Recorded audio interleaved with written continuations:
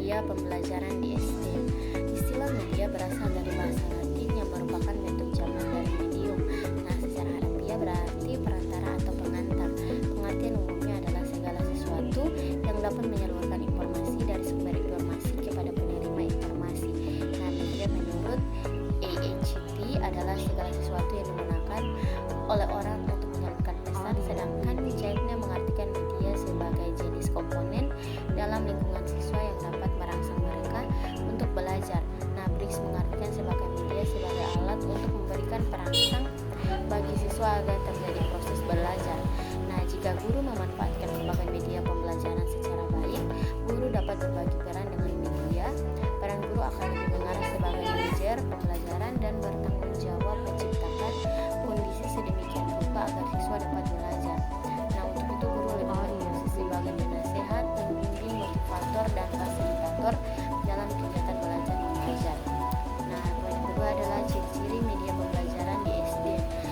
Nah, Kirchi and Ellen mengemukakan 3 ciri media yang merupakan petunjuk mengapa media digunakan dan apa saja yang dapat dilakukan oleh media yang mungkin guru tidak mampu atau kurang efisien melakukannya. Nah, yang pertama yaitu ciri pikasatif. Ciri ini menggambarkan kemampuan media merekam, menyiapkan, melestarikan, dan merekonstruksikan suatu peristiwa atau objek. Suatu peristiwa atau objek ini dapat diurut dan disusun kembali dengan media seperti fotografi, videotape, audiotape, diskusi komputer, dan film. Dengan ciri fisikatif ini, media memungkinkan suatu rekaman kejadian atau objek yang terjadi pada satu waktu tertentu ditransportasikan tanpa mengenal waktu. Nah, yang kedua ada ciri manipulatif.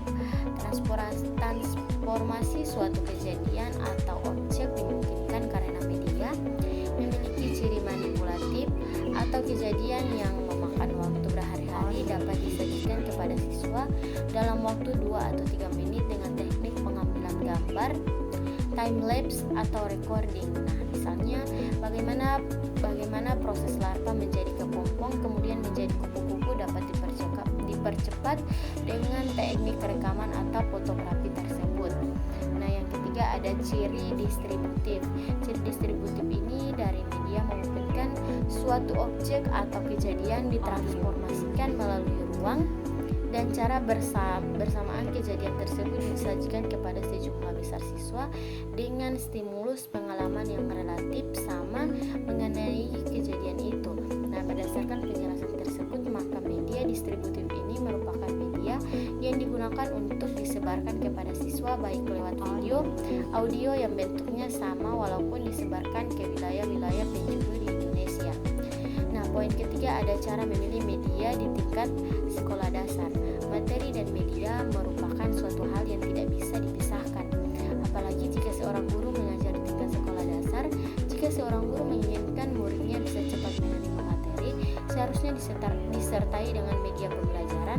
Walaupun media tersebut suatu yang sangat sederhana, mungkin guru harus pandai-pandai mencari media yang sesuai dengan materi dan situasi anak sekolah dasar. Nah, untuk itu perlu diperhatikan oleh guru dalam memilih media pembelajaran. Adapun kriteria atau langkah-langkah seorang guru dalam memilih media pembelajaran di tingkat sekolah dasar yaitu harus jelas, dapat dilihat oleh siswa, tidak membuat siswa bosan dengan media tersebut.